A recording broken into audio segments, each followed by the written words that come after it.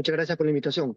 Mire, lo que está sucediendo en este momento con estas irregularidades es solamente el reflejo, la expresión de una crisis política no resuelta que demuestra a su vez una crisis del modelo económico, el modelo neoliberal y en general del orden democrático burgués en el país. Somos un país que en los últimos 10 años ha tenido hasta 10 presidentes y que en este momento tenemos yo lo voy a catalogar así porque es lo que está sucediendo, una dictadura impuesta por el Poder Legislativo que derrocó de manera ilegítima e ilegal al presidente que los peruanos escogimos, que es el señor Pedro Castillo, y que en este momento ha convocado un proceso electoral que desde ya tiene indicios de fraude desde el primer momento, porque se han cambiado las reglas de juego.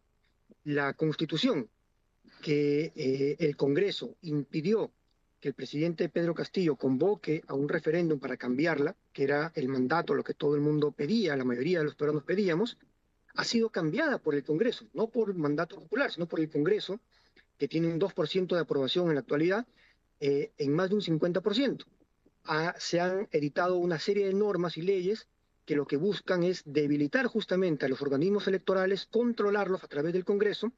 Le han dado menos presupuesto que el proceso electoral interior al Organismo Nacional de Procesos Electorales, y todo esto pues está generando una serie de irregularidades, demoras en el proceso electoral, y que cierra un círculo en el cual quienes controlan el país, es decir, los que han señalado este golpe parlamentario contra el presidente Pedro Castillo, que es la unión de varios sectores de la derecha, el fujimorismo, el sector del señor López Aliaga, que es que ha sido el alcalde de Lima, entre otros, puedan, si es que las tendencias no les permiten llegar al poder, ganar, puedan luego salir a gritar fraude, fraude, como lo hicieron ya en el 2021, cuando el candidato Pedro Castillo ganó las elecciones, que era algo inédito que ellos no podían aceptar. Entonces, eso es lo que estamos observando en este momento.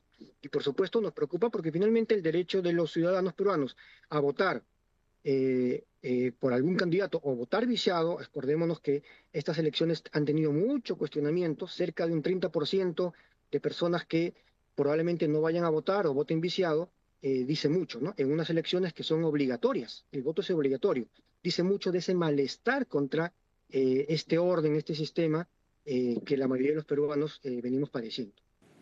Es cierto, ¿no? Hay lamentablemente algunos observadores que, como tú bien señalas, son muy críticos, muy estrictos para algunos procesos, pero para otros procesos no dicen nada. Estamos hablando aquí de una dictadura además cruenta, que según cifras oficiales dadas por el mismo gobierno, la Defensoría del Pueblo de este gobierno, señala que son 65 los fallecidos, además de cerca de 1.000 heridos y otra serie de procesados injustamente, entre los cuales el caso más emblemático es el presidente Pedro Castillo, que está secuestrado, víctima de esta dictadura. O sea, peruanos que salieron a reclamar porque estaban secuestrando a su presidente, estaban dándole un golpe de Estado y simplemente el ejército y la policía salió a matar, ¿no? Eso es lo que hemos vivido acá en el Perú y que muchas veces se cae a nivel internacional, ¿no? Vivimos secuestrados por una dictadura. Entonces, esperamos pues pronunciamientos más firmes en ese sentido.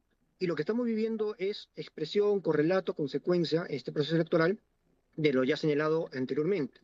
El Fujimorismo, como tú bien has señalado, es solo un sector de la derecha.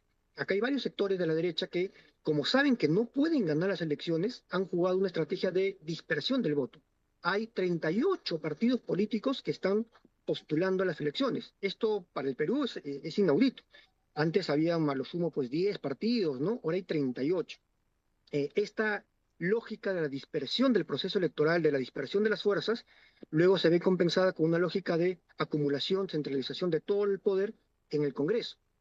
Ellos, la derecha, al ir con varios candidatos, ninguno de ellos llega al 10%, sin embargo, con esos votos les permite, al haber tanta dispersión, pasar a segunda vuelta o a un balotaje, y con solo 10% pueden pasar a un balotaje. Y ahora están jugando a que quienes pasen en primer y en segundo lugar sean dos expresiones de la derecha y dejar afuera también a los candidatos que pueden representar más cercanamente a los intereses de las clases populares, las clases trabajadoras, sobre todo del mundo andino, del sur del país, que son los sectores que secularmente han sido más explotados en el país y a los que el presidente Castillo representó. Entonces, es esa táctica que están utilizando para de alguna manera consolidar pues esta farsa, ¿no? Sin embargo, no las tienen todo consigo, ¿no? El hecho de que estén ellos mismos llamando a que hay un fraude electoral es porque probablemente ellos saben, tienen cifras más certeras, porque las que suelen repetir las encuestadoras oficiales aquí no son certeras, ya lo hemos visto en las elecciones pasadas, ninguna elección daba entre los primeros seis candidatos con más oportunidades para ganar al señor Pedro Castillo. Sin embargo, Pedro Castillo ganó. Ocultan, manipulan las cifras. Y ya lo sabemos además porque estas empresas encuestadoras, durante el gobierno de Alberto Fujimori, padre, fueron corrompidas, hay procesos judiciales que lo demuestran, por el asesor el asesor Vladimiro Montesinos, ¿no? Entonces, es en ese contexto que se desarrolla este proceso electoral y es lo que hay que denunciar y señalar de manera tajante.